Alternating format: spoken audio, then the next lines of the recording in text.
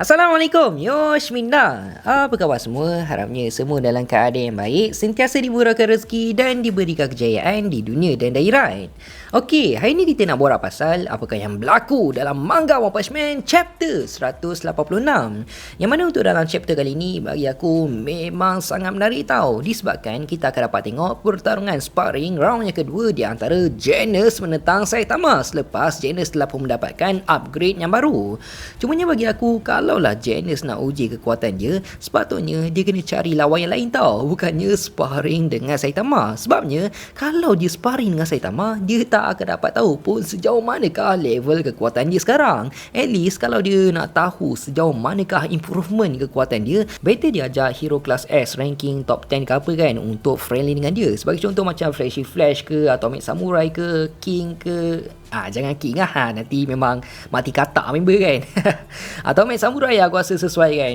Barulah kena. Tapi nak buat macam mana kan, dah Saitama tu sensei dia, kita layankan je. Dan kalau ikutkan tahap kekuatan Genos sekarang ni dah memang meningkat nak dibandingkan sebelum ni. Cuma persoalannya, adakah dengan kekuatan Genos sekarang ni dah cukup layak untuk beliau berada dekat ranking top 10 hero kelas S ataupun tak? Dan adakah kekuatan dia sekarang ni dah mampu untuk berhadapan dengan cyborg yang diburu oleh beliau? Kita sama-sama saksikan. Dan tanpa melengahkan masa, jom kita start sekarang. Chapter 186 yang bertajuk Turning Point. Dan cover page untuk dalam chapter kali ni agak menarik sikit tau. Ada gambar Saitama ala-ala macam dalam bentuk pixel.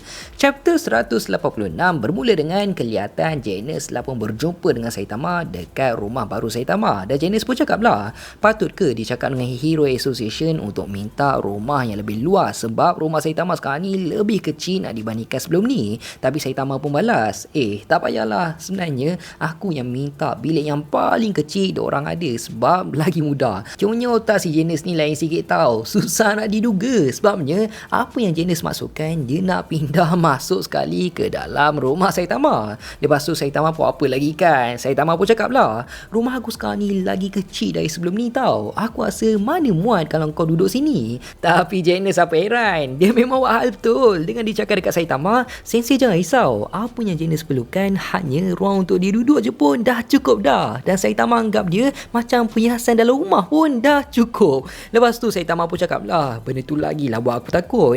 Lalu Genos pun cakap lah, tapi aku kan nak murid sensei. Dan Saitama pun balas, kau tengok rutin harian aku semata je tak akan membantu kau apa-apa pun. Tapi no, macam biasa Genos terus je buka buku nota dia dan dia cakap sensei dah silap. Malah tak lama lepas tu Genos terus je ajak Saitama untuk sparring dengan dia buat kali kedua. Dan Saitama pun okey je, lagipun dia memang nak keluar. So bila diorang dah sampai dekat tempat yang sesuai untuk diorang bertarung, Genos buat apa lagi kan, Genos terus je memulakan serangan yang pertama. Dengan Genos telah melancarkan serangan Lightning Core, membuatkan Saitama tak nampak apa-apa pun akibat cahaya yang cukup cerah. Lalu Genos terus je bertindak dengan cukup pantas untuk melakukan serangan susulan. Tapi belum kena serangan tu dekat Saitama, Genos terus je berhenti. Tapi impak serangan daripada Genos tu memang cukup dahsyat lah. Cumanya Genos cakap dia ubah fikiran dia disebabkan dia rasa tak ada guna pun kalau dia lawan dengan Saitama. Malah kalau dia terus ke pertarungan akan buat baju Saitama kotor je. Dia memang dah tahu meskipun dia dah upgrade macam mana sekalipun, dia tetap tak akan mampu untuk mencabar kekuatan Saitama. Lalu Genos pun tanyalah Saitama, sensei rasa dia dah bertambah makin kuat ke? Dan Saitama pun balas, dia tak pasti. Mungkin Genos bertambah lagi kuat dari sebelum ni, sebabnya Genos kan dah upgrade kekuatan dia. Tapi Genos balas, dia pun tak pasti kalau dengan mengubah part dalam tubuh dia akan membuatkan dia bertambah lagi kuat ataupun tak. Dan Saitama pun terus jajah nak bagi kata-kata semangat dekat Genos. Dengan Saitama cakap, Genos, cahaya yang kau pancarkan tadi tu memang cukup terang. Tak kisahlah kau bertambah lagi kuat ke apa, yang penting kau bertambah lagi terang. Padahal sebenarnya Saitama tak tahu pun nak cakap apa.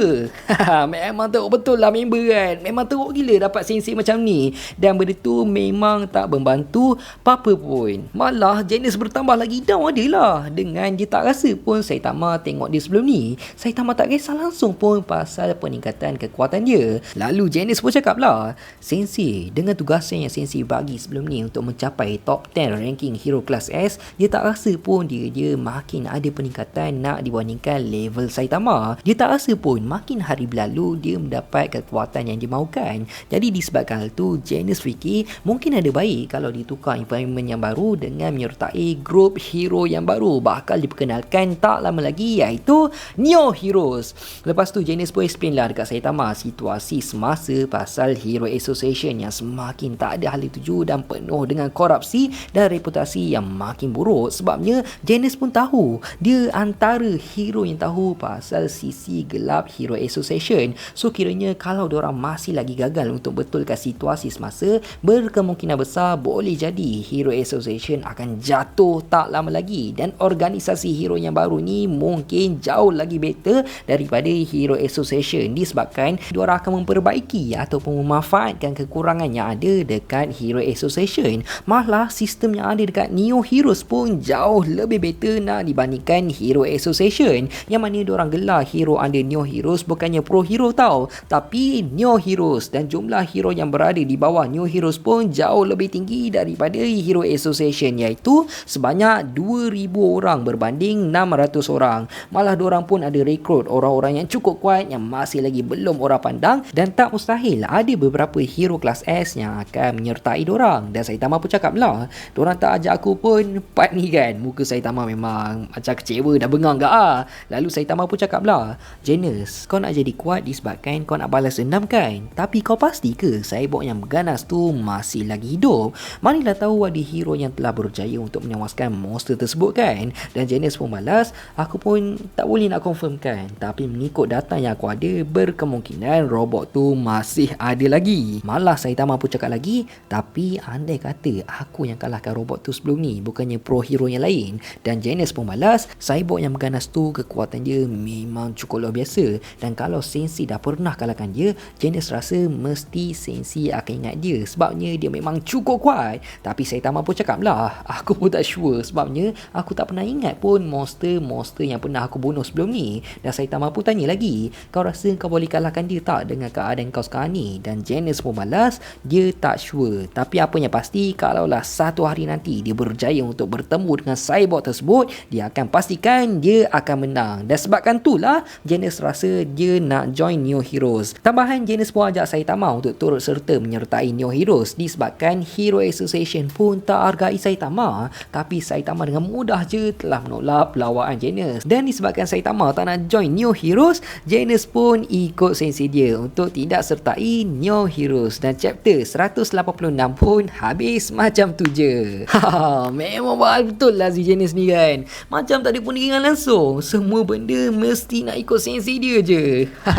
Memang barai betul. Tapi melihat dengan kekuatan yang Genesis ada sekarang ni, aku yakin sangat kekuatan dia dah mampu untuk berhadapan dengan monster-monster ancaman naga yang jauh lebih kuat, dan dia layak untuk naik ranking yang lebih tinggi. Cumanya selagi dia tak sparring dengan opponent yang sesuai, dia tak training ataupun buat friendly ke apa dengan opponent, dengan hero yang sesuai, selagi itulah dia tak akan dapat tahu sejauh manakah potensi sebenar kekuatan yang dia ada. Tapi apa pun, kita tunggu je lah apa pula yang bakal berlaku untuk dalam chapter akan datang.